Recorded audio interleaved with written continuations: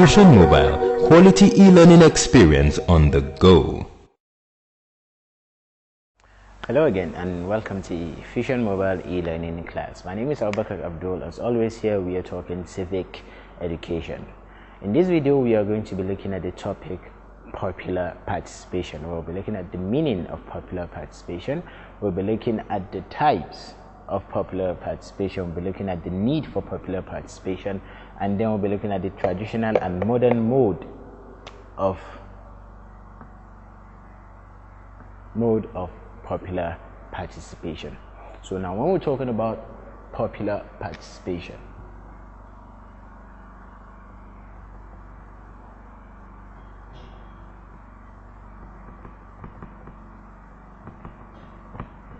what are we talking about? It says popular participation refers to the active involvement in socio-political and economic activities of a country by her citizens. Popular participation can equally be defined as a process of involvement of the citizens in the government of their own and determination of important matters of the state.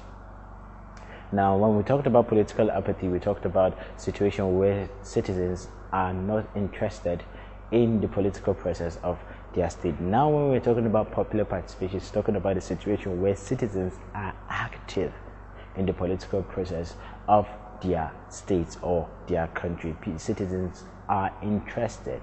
Citizens are enthusiastic. They are part of the decision makers because they try as much as possible to see themselves at the forefront of event when it comes to decision making as it happens or as it regards their country, state, or environment. So basically that is what popular participation means. Now, what are the types of popular participation we have? Basically we have about 3 types of popular participation. Number 1, we have the political popular participation. Number 2, we have the social popular participation, and then number 3, we have the religious popular participation. Now, when we're talking about the political popular participation here, it is a type of popular participation the people manifest high percentage of activities such as political campaigning, voting during elections, holding political offices, discussing political issues, analyzing political matters, contesting election, financial and material assistance to political candidates and parties. All these are a type of, when we're talking about the type of popular participation, we're talking about political popular participation. All these are what it entails. It's all about a situation where people manifest high presence of activities such as political campaigning, voting during election, contesting elections, financial and material resistance to political candidates and parties.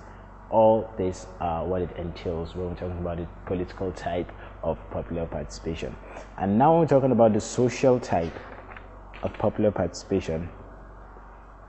This entails the participation of citizens in the social and societal activities and belonging to social organization groups and associations that are of benefit to the citizen, community, and society as a whole. This is where you involve in social groups that are beneficial to the community, society as a whole, to you, to the community and society as a whole. Basically, that's when we talk about social popular participation. That's just what we're talking about, where individuals are involved in a social group, are interested in a social group, and their involvement in that social group is beneficial to themselves, the community, and society at large. And then the final one, the religious popular participation. The religious popular participation, of course, here we're talking about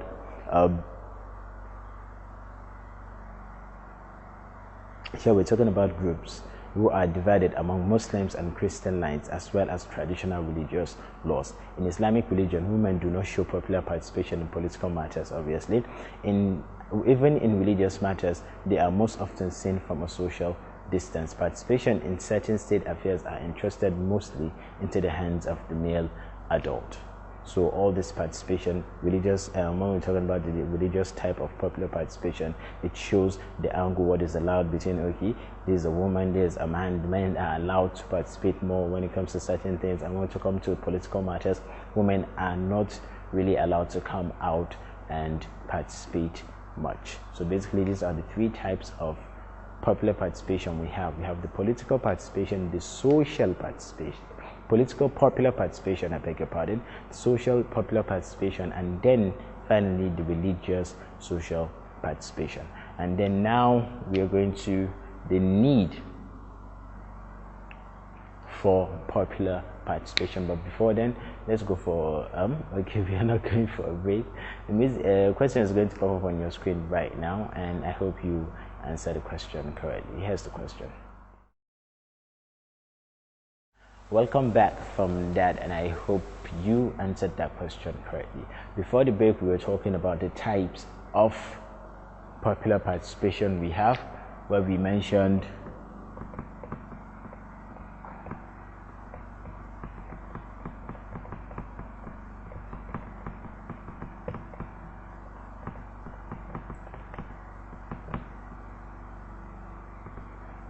political popular participation, mentioned social popular participation, then we mentioned religious popular participation.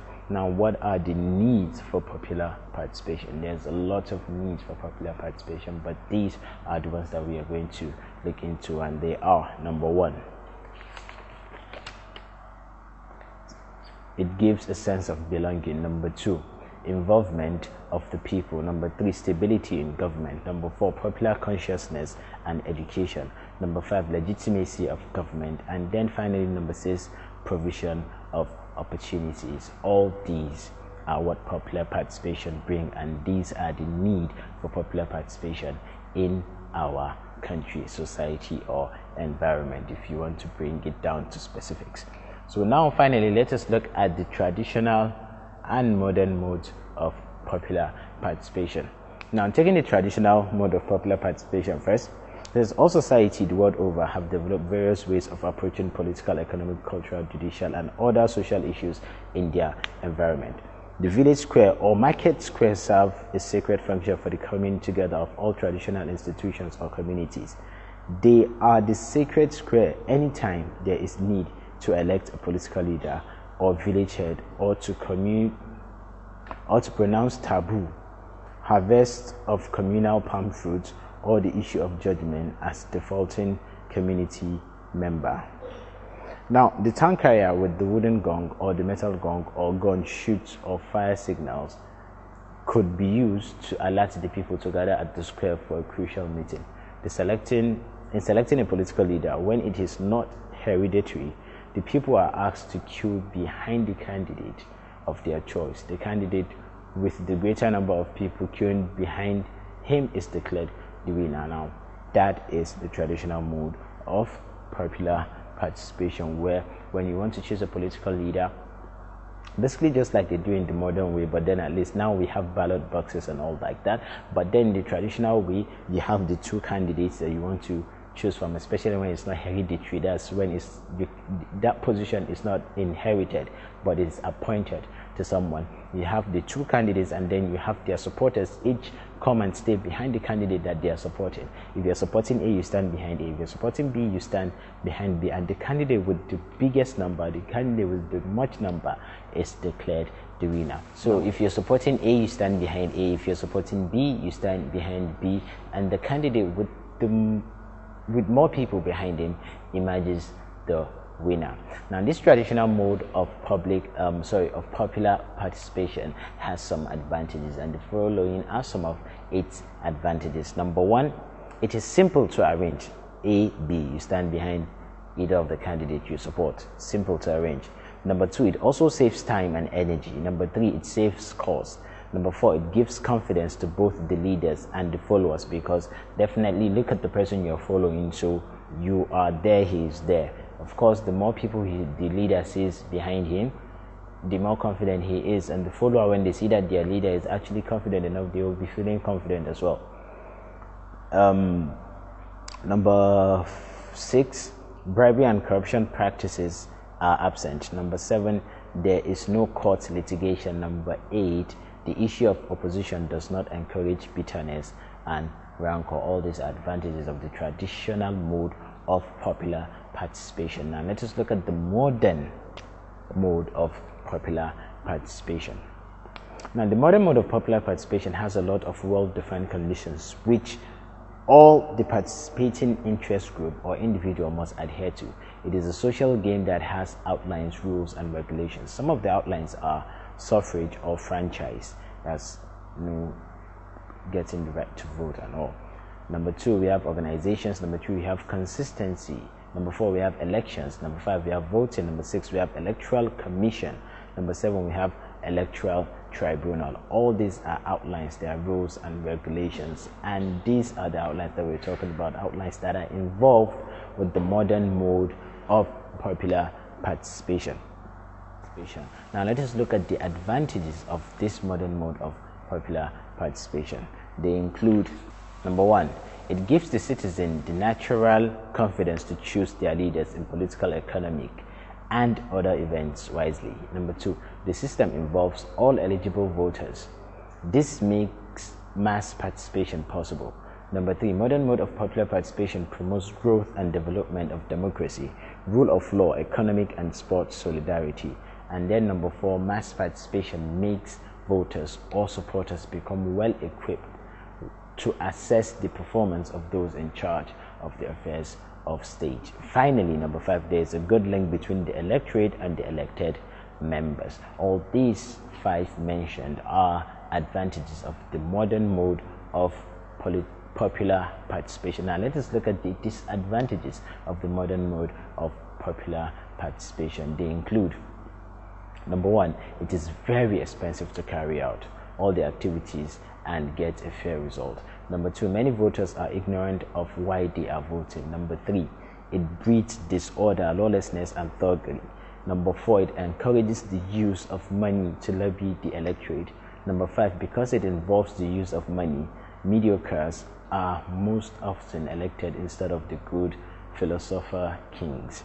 Number 6, it helps to institutionalize bribery and corruption. Number 7, it creates dangerous chances for stealing ballot boxes, falsification of result, killings, and kidnapping of political opponents. Number 8, it is time and energy consuming. And then finally, number 9, it promotes unhealthy competition such as acrimony, bitterness, rancor, and victimization of innocent people in the society. All these are disadvantages of the modern mode of popular participation. Basically, that's what we have to cover for this video as regard the topic popular participation. As always, some questions are going to pop up on your screen right now. I'm confident that you're going to answer them with ease. I still remain Abubakar Abdul. Till I see you in the next video. Bye bye for now.